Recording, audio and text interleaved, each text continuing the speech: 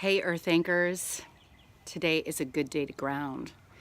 So as we are approaching spring and as we are coming up on our April 26th to April 28th initial Earth Anchoring series via Earth and Equus here in Raleigh, North Carolina, Shelley Whitehouse and I, who is a published author and an exquisite equine coach, and my work involving energy intuition, grounding, stimulating the interdimensional experience that we're all capable of. We're not just third-dimensional beings, we are multidimensional beings. We have access to higher states that are us, that are living simultaneously the lives that are separate but connected to the ones that we're living right now. And it's a rather exquisite journey to understand the fractalization that we actually are living and why we really are all connected through that fractalization. So we're getting ready for this. We're really excited. But I want to take you on a little walk with me this morning because I couldn't be any good at what I teach if I don't practice it. So whenever you're seeking out any particular coursework, retreat, discipline, take the time to scrutinize those that are teaching it, not to be judgmental and not to come from a place of devaluing them, but to make sure that they're an energetic match for what it is that you're trying to create for yourself, because you're going to marinate and resonate in their energy. This is going to attract those that really want to deepen their relationship with nature, with the earth, with all forms of conscious life, because if you've been paying any attention to the Schumann resonance, the earth is changing and her vibrational frequency has been indicating that that is true. If we are going to ride that change successfully as human beings that are really truly interdimensional, multidimensional, spiritual beings that just happen to be in human form, we need to upgrade this human form. We need to bring it into alignment with a higher vibrational atmosphere, a higher vibrational planet. And we've seen with so much going on with nature, and we don't need to go into the details of that because you've got enough fear porn going on all over the news and all over, the internet. And they're keeping us informed, but you could get caught up in it. You could get lost. So I want to bring you back to a place that you're creating your own reality. You're creating your own reality, and so is everyone around you.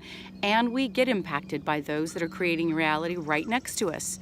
So your will and your ability to ground, your ability to be in the stillness of your own co-creation, which probably, if you're listening to this video and you're considering our course, is going to be a more peaceable transition, a deeply integrated and empowered transition. So in some of my earlier videos, I talk about the importance of grounding out and doing the breath. And this is my garden. I just want to welcome you to my garden. The sun is up, so we're going to do our best with that and try to avoid the glare. But I have a beautiful 45 by 45 garden with an adjacent arbor. It has grapevines and wisteria growing over it, apple trees, pear trees, peach, plum, little needs to be kept up, needs to be loved up pretty soon. I'm going to get to all of that. What I've noticed after I do my breath work, bringing the breath down through the crown, up through the feet, anchoring it in heart, as I've shown in previous videos, seeing the connection of that force of energy, of breath, that driving, pulling down through the crown and up through the earth, I see them kind of undulating and spinning like a spiral. I see them spinning around each other kind of like a beautiful DNA chain, something that shows up for a lot of energy workers when we're working on our clients on the table. When I see that connect, and then on the out breath, I see it release upward, it feels as if I am getting, and I believe absolutely am, getting an energy upgrade. An energy upgrade. So how do I hold some of that? How do we not slip back into old patterns? A garden, it doesn't have to be something this dedicated. To me, this isn't too dedicated. This isn't too much, which is why it's perfect for me. But it is all planted out It could feed myself and all of my now emancipated children.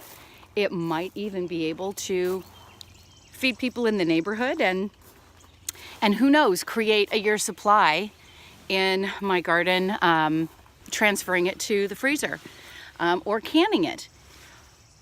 But my reason for sharing this as I'm sitting on my swing is if I know that I need to hold the frequency of a peaceable transition, moving with the earth, I need to come outside and hear the birds. I need to feel the cool under my feet. I need to be aware of the insect life, the entomology in this sacred space that I've created in my garden. Is it healthy? Pay attention to the wild volunteers that are growing in my garden.